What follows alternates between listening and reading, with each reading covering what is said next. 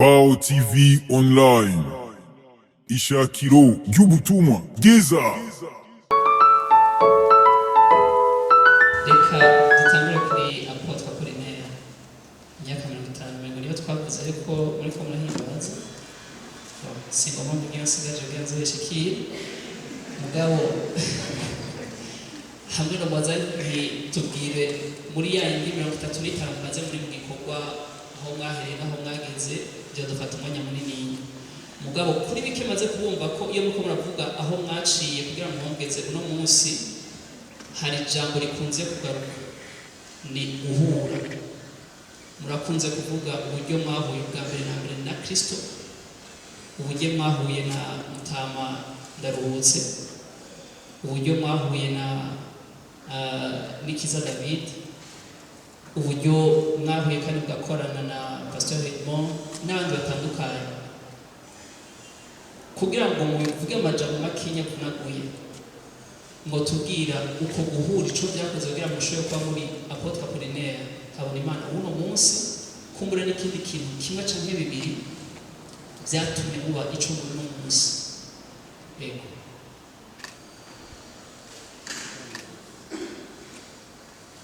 koze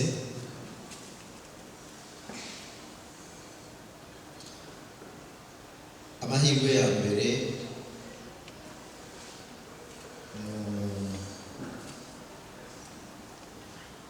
mu kwinjira kuva mu buzimire. Amahirwe ya mbere mu gukizwa ni cya kindi twamye tuvuga ukavuka ubwa kabiri. Nicyo cya mbere ni urufatiro, kubera ko twese tuvuka turi munsi y'urubanza, twaratandukanye n'Imana. Imana tukitwa n'amazina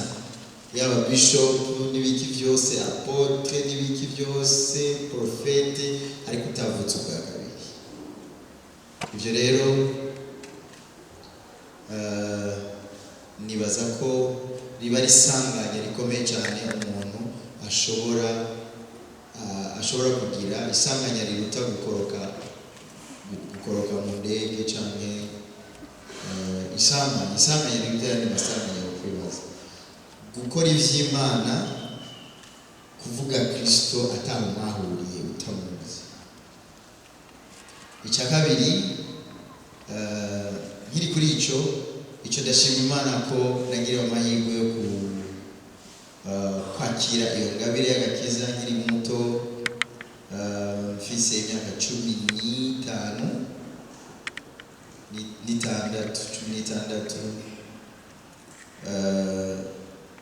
hanyuma ngira amahirwe yo kuregwa, kubera ko kuvuga ubwa kabiri ni kimwe, kuregwa mu ijambo ry'Imana navyo ni kindi. Ngibize bigutangaze rero waravutse ubwa kabiri ariko ugafuba mu buryo buhe, mu buryo bwo kutigishwa kuregwa. Umwana aravuka ariko iyo avutse hari ibintu bitegezwa gukorwa kugira ngo agire amagara meza, agire ubuzima bwiza. Rero no mu gakiza nuko ndashima Imana ko nagize amahirwe gikizwa, nkundishwa gusenga, nkundishwa gukunda ijambo ry'Imana. Ugusenga hari abantu babiri wavuze, ariko hari abandi bantu mu kibano. Imbere ko murana Nikiza David yari afise icyumba cy'amasengesho amaze gukizwa, ariko hari abandi batama nubaha cyane mu kibano imuhera ku Gatumba banyigishije ubuzima bwo gusenga. Gatumba ni mu Kavumu ku Muyira, ushitse nga college campus Kiriri, hari imisozi ubona hajya hahandi abakora siporo muhora mukunda kuja muri iyo misozi. Ni ku musozi wa Kavumu, niho mvuka kandi nakijijwe mbahajya. Ubutumwa nabwo twahuriye ko niga hano hacitwa Ivugizo, ishure ry'abamissionnaire Johnson, umumissionnaire muzi yararongoye ishengero rya Eglise ya Emmanuel, hari ishuri hajya rero niho nahuriye n'ubutumwa bwiza. Icyo narivuze rero ni abandeze mu gakiza banyigisha gusenga, banyigisha no gukorera Imana, menya akamaro ko kwisonzesha nkiri muto, pana kwa kwisonzesha kuri mode zone cyangwa kubwiyahuzi no kukwetimida Imana. Urabona iterabwoba abantu bazana ku Mana kubera ngo ntibariye cyangwa iki. Iyo utigishijwe bene ayo majene priere niko agenda kandi benshi bayapfiramo. Imana ikavuga ati nta kundi uriyahuye urugendo rwiza, hambye abandi nta kundi. Rero nararezwe ngira amahirwe, sibyo gusa ndeba mu ijambo ry'Imana. David nikiza twaje guhura, naramaze gutanga urwo rugendo rwo kuregwa mu buzima bw'amasengesho, hanyuma nawe andera muri ministere. Nari sanzwe nararungurutse ingabire indimo yo kuririmba. David rero nagiye kumurondera nshaka ibintu bibi. Nari nzi ko batanguje icyumba cy'amasengesho, ariko kandi nkaba naramwumvise nk'umuririmbyi. Nashaka kwegera uwo muntu nari nzi tumwe mu turirimbo twiwe twa kera, kandi uwo muntu azwi cyane ko anasenga. Ndamwegera rero mu vacances, naragenda nasaba ubushamamani, ndashaka kuja kumuraba, nkagenda 2 mois nkaguma hiyo. Niho natanguye kubona ubundi buryo bw'umuziki, kubera ko ujya mugabo yarafata gitari ngakwa gucira urukonda ndiko ndamuraba. Yarandika mu ijoro turyamye kumva mu cyumba ciwe ariko aravuza gitari yandika, hanyuma bwaca kubera yarashobora kwandika muri solfège, kwandika indirimbo, bwaca akayitwigisha, hanyuma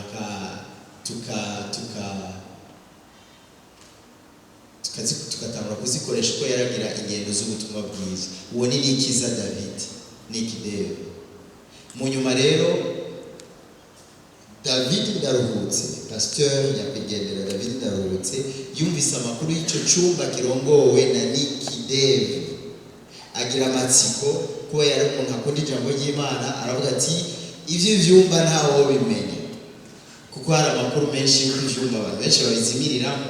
Araza muje gutabara, asanga turutwana tw'uduhungu, abamama, abapapa birirwa basenga. Aravuga ati ibi ni biki? Akonekta rero na David Nikiza, aramubwira ati jewe ndabahaye bourse David, mpaba muri aba basore urongoye n'aba bakobwa abantu 5, jewe mpa bourse yo kujya kwiga ijambo ry'Imana. Muri aba 5 rero narimo turonka bourse yo kujya kwiga ijambo ry'Imana pendant 6 mois i Nyakarago, n'ishuri ryari i Bugarama, ahantu mu kigo cya kera cyahoramo radio Kodak. Basi iryo shuri rero 6 mois twamaze aho, hari urundi rugezo ryashize ko, kubera ko iruhande y'ishuri, hirya no hino y'ishuri hari amashamba, hari ikibira, ku buryo warafise inyota yo gusenga yararonka amahirwe. Iryo shamba ryarespera umuntu wese yabashaka gusenga. Sinobabwira kangahe narara muri ayo mashamba, sinzi iyo nyota nuko kurinda iyo vyava. Nkarara iyo mashamba nambaye ibikoti kubera hari hakanye, ariko hari ikintu cyabiragira muri jewe. Ubwo Imana yari kwirantegura kubw'igikorwa cyayo. Oya, kenshi nabikora jenyine, kuko umuntu umunyeshuri wese yaba ari mu buzima bwiwe, kandi inyota ntizangana. Ikimana ya komunika umwe n'icyasa n'icy'uwundi. Ego uno munsi bavuze ApolIinaire, hari ababona indirimbo zitandukanye ziri mu mashengero, hariho ababona ishengero n'umunsi murongoye. Iyo muko muraraba ibyo abantu bashobora kuba bavuga, sinzi ko mbagira nka kese wavuga ngo ndinde, mugabo iyo muriko muraraba nko mu myaka reka se mvuge igiharuro myinshi iri imbere hageze ko muva ngaha ku isi mwifuze ko abantu bazovuga bati Apotre ApolIinaire yamaze iki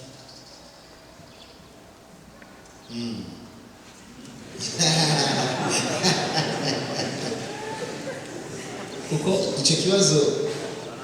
kuko 50 nkuko nabivuze ndashyize byinshi kwere nuno munsi ho nyine maze gushika ko byinshi ndibuka kwa Mungu mukomavuga ati ndi umukozi w'Imana ndakoresha ingero ndakorera n'igihugu nuno munsi umuntu yovuga ati cyo kibazo mbega n'ibyakoze hamwe no gukora igice byaba bikwiriye muracumva yuko ari ikintu ati hariho ikindi sinigire neza ko uhereje ko uno munsi naho mugeze umuntu yavuga ati n'ibyakoze by'Imana yamushoboje birakwiye ico by'ukuri urugendo rwo kwizera ni urugendo rurerure Pawulo hamwe n'ubuhizi bwiwe hamwe n'amahishurirwa n'iki niwe yavuze ati munyigane ko nanje nigana Kristo ariko imvugo yiwe urayumvamo umuntu atarashi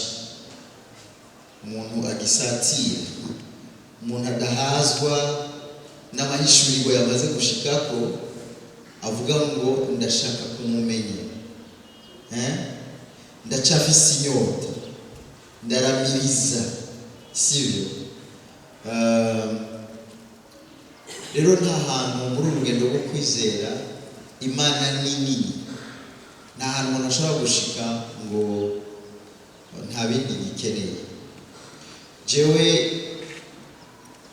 inyuma y'urugendo rw'ubuzima bwanje hano ku isi sinifuza ko abantu bosigara baravuga ubwinshi bw'amarubumu n'urukurikirane rw'indirimbo nasohoye n'amakonseri nagize cyangwa amaseminere ariko nifuza ko message yosigara ari hari umuntu twabanye yagendanye n'Imana mu bwizigirwa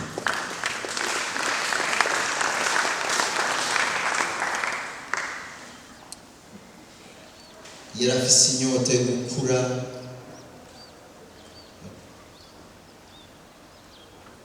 akagira Kristo nk'ikitegererezo ciwe batovuga amazu ngo yarubatse amazu nta niyo mfise nta niyo mfise bahavuga byinshi urumva nisaba ko kuri kuza akavuga avuga byinshi bose nka zitatu gasike muyende cyane zirengetse indege tuvugane bavukanyi bene data jemba mu nzu mpanze kandi mpanze inzu izimbutse isanzwe muri amazu ya leta yo muri oyo ariko mu bantu bahiriwe ku isi mu bantu bahagijwe ku isi n'imari batanu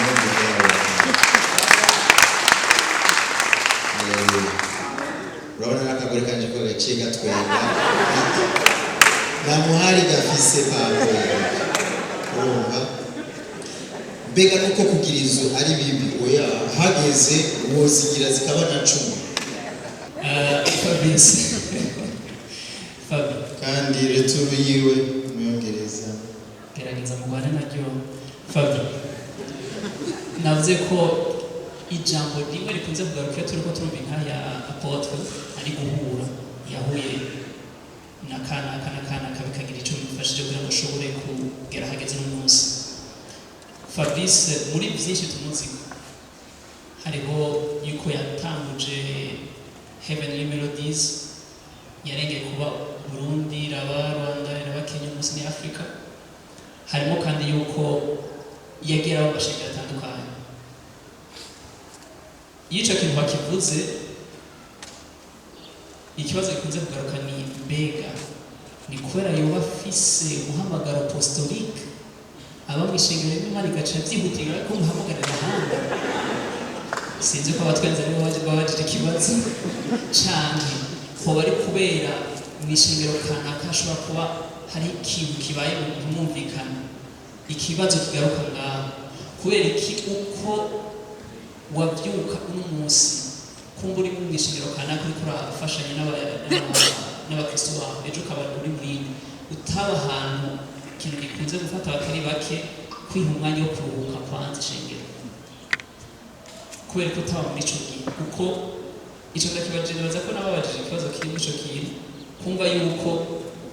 ishengero nari wongere bihagije reka mfate vakansi y'ishengero banze kwanza mbane jewe n'Imana hamwe ibyo gukora n'abandi ndimo rwose bizokurikira mu nyuma yego urakoze kuri icyo kibazo naza kucishura mu buryo bubiri bwa mbere byarakije mu mwaka w'igihumbi kimwe magana cyenda n'ubu si vuba nubwo atari kera cyane kuva nkizwa nakirijwe nzi ko Imana yarampamagara mu gikorwa cyayo ariko impamagara ndi umwana rero hari igihande kimwe novuga usomye igitabo cya Samuel urabona ahantu henshi ahantu Samuel ahamagarwa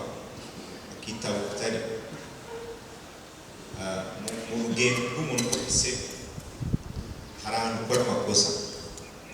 hari ahantu uba ufise umuriro muri wewe ariko utazi ukuntu bigenze ugasanga rimwe na rimwe uritiranije ibintu urakoze ikosa rinini kuko bivuze je ndafise umuhamagaro kuri bamwe batumva namye nkunda ubumwe namye nkunda guhuza abantu bava mu bintu bitandukanye ugasanga rimwe na rimwe rero amaintere y'uyu ariko arayabonamo ugasanga abo twicaranye hano benshi twarabiganira bakampanura nabigeze kumanura kubivamo ariko icyo nshima Imana ni uko mu bikomere umuntu ashobora kuba yaragize hano na hariya impamvu izi cyangwa izindi nari narahuye n'abo bagabo narahuye na ApolIinaire narahuye n'abandi naraba Apotre nkabona yarakomeretse kunsumba ariko ntiyavuye muri church yavuye mu rusengero avuga nanje ndarivamo kubera iki ko akantu kanshikiye mbona umenga ntikagera kuri niveau iyi aho rero ndabivanga no kugira icitegererezo cyiza kugira abagenzi beza kugira inshuti nziza kugira abaguhanura ndi ku munsi barigeze kubabazwa n'umuntu karaba ibintu yakoze ndavuga niba umuntu avuga mu ndimi gutya ashobora gukora aya makosa ntayabona ko yakoze aya by'Imana buri ndabivuye nafashe decision muhira amezi ngangahe ariko muri ayo mezi nyene bikananira cyashiramo TBN ndabo ijambo ry'Imana mwinji ijambo ry'Imana nyene gasubira kugwa mu nkomezi akunda ishengero asubira akagerageza rero icyo ni ikintu ushaka guhanura abakiri bato bari hano bariko barakura twese ntituzogira inzira igororotse gutya hariho ahantu ushobora gushika ukaba mu bibazo ugahura n'ingorane ariko ntuzove mu ishengero kuko ishengero nicyo kintu cya mbere Yesu n'umugeni wa Kristo ntaho wokubwira ni sinzi wova mu ishengero ukakubwira ukajya mu isi ntibishoboka rero numva icya mbere nashaka kubaza kuvuga ico yuko by'ukuri ishengero niho hantu honyine umuntu ushaka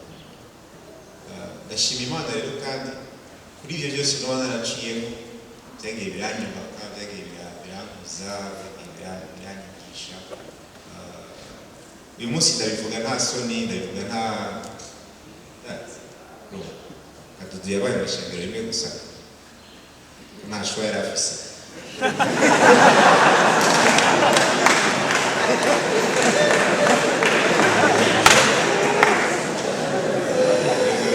Kuba mundi dushaka kuganira bitete dushaka kuganira narigererwa kugira byinjire mu ngo byoroshe nagaheza kagaruka mu muryango. hariho umugani je nta kibazo nabagijwe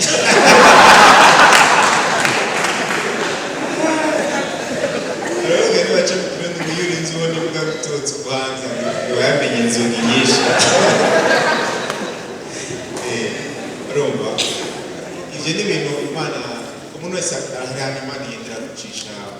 wese afise parcours yiwe, ariko igikuru burya si ukuntu utangura, igikuru n'ingene uheza urugendo rwawe. Uko muranyuma aho uzoca hose uzi wikunkumure ivumbi, ariko ubandanye muri Kristo, ukurikire Kristo kugeza aho uhagarara ahantu ukavuga uti nko ku mpera z'urugendo rwawe, uvuge nka Petero uti agwanye intambara nziza yo kwizera, nka Pawulo agwanye intambara nziza yo kwizera.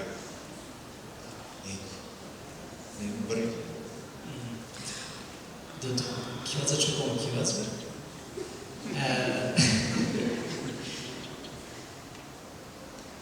amatwi ansumira ushobora kuba wasuye ku ishuri kwiga ibindi bishasha. bari bameze Fabrice yatubwiye kumenya nabyo nyine byashikiriye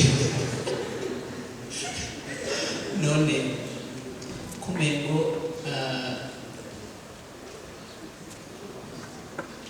narakubona muri secondaire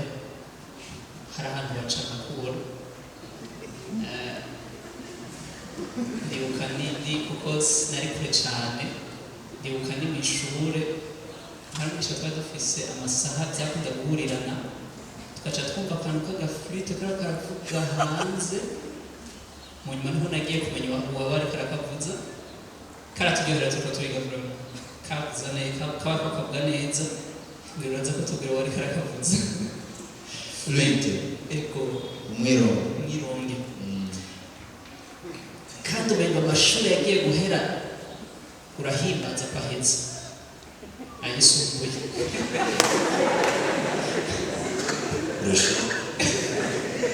inzara zikiboneka.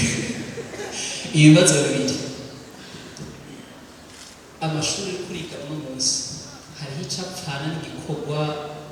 c'Imana, hanyuma kumengo nayisumbuye yaheze uvuga ati nahera agahera uno munsi ni igiki gituma wumva umengo wosubira kandi ukemera kuja mu ishure kumbure ku mugoroba uza kugirisha devoir ya misore yawe nawe kumbure watahanye iyindi, ni iki gituma wosubira kandi mu ishure?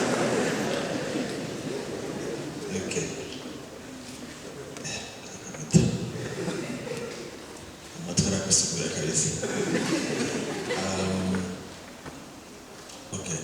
ndashobora gutanga inyishu ndende cyane ngufi iri hagati kuko irimo byose. Mwebweze kunyibutsa je nakirijwe muri 1998 n'indwi ashaka zaharageza kubyiga byane kera igituma nahereye kuri 1998 kubera 1998 nabatijwe nakirijwe igice kubera Imana nari haye examen, hanyuma rero muri 1998 irayitsinda, hanyuma rero ndabatizwa. Umunsi mbatizwa kabisa niho numvise kijya kintu yubakijwe, niho numvise mpindutse, niho Kristo yazamuye ubuzima bwanjye kabisa. hanyuma rero chanzanziye jenge izwa naziyeko kuko urumva nkuko yavuze narijya rumwe ndimwo iyi myaka yose barangoye kwinjira amaze igihe kirekire ntaragwinjira mu pe byari byarananiye kuko mpaka ni yuzuye so jewe maze gukizwa rero naje nziyeko hanyuma canza mfise n'umuriro w'agakiza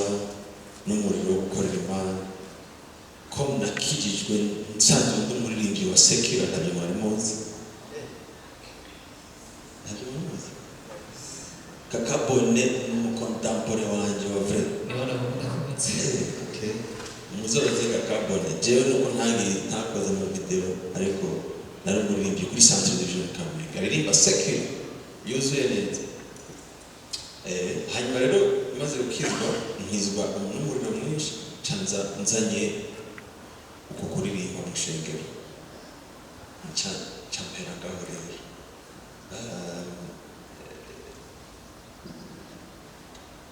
ndakora ubu hari ibintu byinshi nsibye kubera wakoze mugiriye ibaba ndakorana n'ishengero ryanje ndi investisa ibintu nk'ibyo hanyuma à un certain moment ndatangura muraza kumva aho biri kubera ariko kandi ndagerageza kubica gusa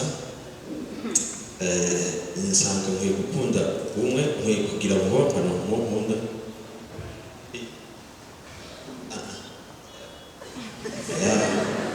iyi ni bombo imeze neza cyane hanyuma rero nza gusanga yuko ntarondeye uwo nkunda byihuta umwe ngo duhetse nzasanga nabamaze bose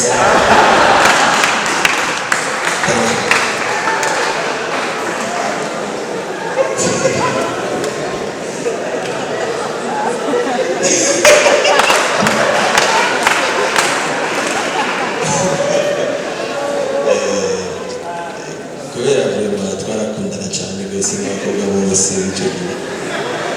hanyuma rero usanga byiza kugira ngo mbandanye mu gakiza byaba byiza yuko ndondera umwe mpitamo umwe muri abo ari ngaho tugaca duhetse icyo giharuro candamuronka rero vuba bwangu ariko byarangoye yari nk'uw'icumi candateba rero ndamuronka Imana irangirira ubuntu byarancanze ku buryo natangiye kubisengera kubera byancanze hanyuma rero Imana irangirira ubuntu irankoma cansanga ndiko nirukankana n'ico cyo kuzigama intahe mugabo ntari prêt niteguye ku mufuko niteguye mentalement niteguye je kwarugira ngo ngire vuba nzigama intahe umubiri wanje reke kwaka kurusha impwemu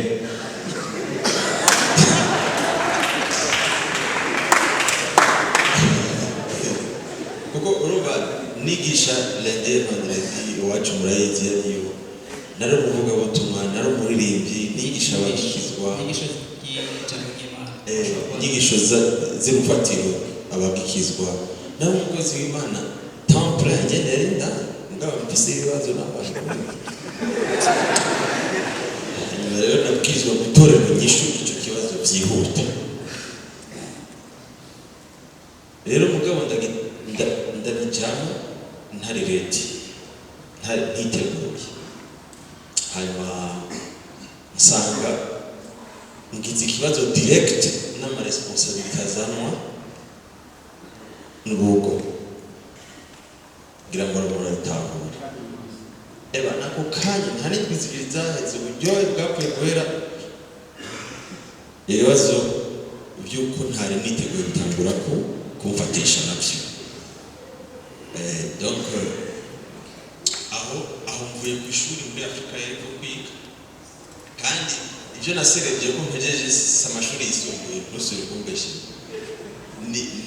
ni bijya kwiga ibyo bindi bya humanité n'ibyo byari byarangoye kubera na uniforme so njya kwiga rero nagiye kwiga ndi excited kubera ubona ari ngiye kwiga ibintu nshaka niki ngarutse njya mu kigo cy'Imana kucyo tusaba n'ubwo ibyo rero byinshi nasibye ngabo aho ngeze hana ngarutse rero maze kwinjira mu responsibility y'uko kandi mfise naragiye kwiga amashuri u Burundi budakeneye nisanga hanaho ama responsibility aguma kwira mugabo umufuko ntiwaguka ndagwana n'ico kibazo hanyuma kandi murazi yuko mwishengero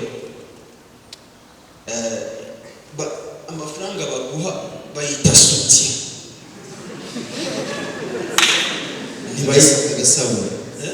agasabune communication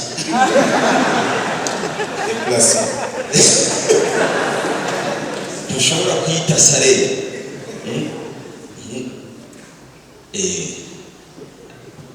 voilà iyo soutien rero urumva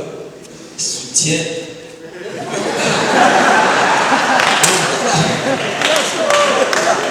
abari soutien uretse soutien nta kindi kintu ikora ngabo ingorane mu nzu zigaba ari ingorane hanyuma rero bishikana ahantu habi cyane aho ntangura gucuruza ingabire n'amavuta biri kuri jewe kubera nabwiza kubaho shikana aho bwiza gucuruza ingabire n'amavuta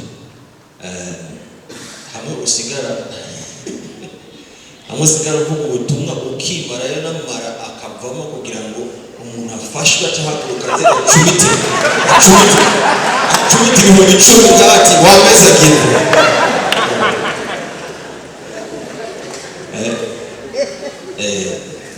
kuririmba ndangura nkaririmba hanyuma untumiye nkawubwirana puza vraiment ni miliyoni 3 ntaya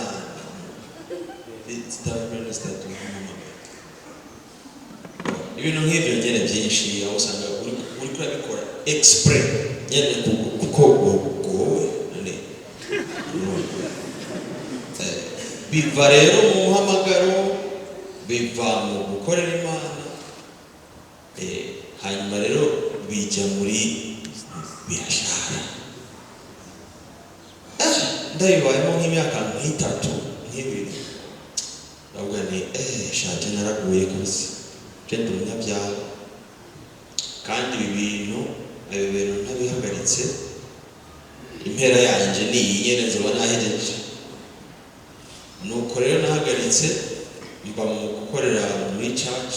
ntangura kurondera akazi ngaha hanze kuko mvuga ni kuko maze kubona yuko ntashobora gukora ministry nkenye ndavuga ni ifuko ntunganye iki kibazo cy'amafaranga nayo ubundi abantu nzobamara n'ubu nkakujya nahatse kubamara ntararongora ubu naho nzobamara ndabakura amafaranga muri kimwe amajambo avuga uruhare madamu afise kuri urugendo rwa ministeri nuko urugo ni bango ni ministeri ubwabwo nicyo gituma Paulo yandikira Timotheo amubwira les critères z'umuzezi wa shingiro. Mwakoze kubana natwe muri iki kiganiro mwipfuza ubufasha butandukanye amasengesho mwohamagara kuri agasaraba 257 69 ubusa 93 162 Imana ibahezagire.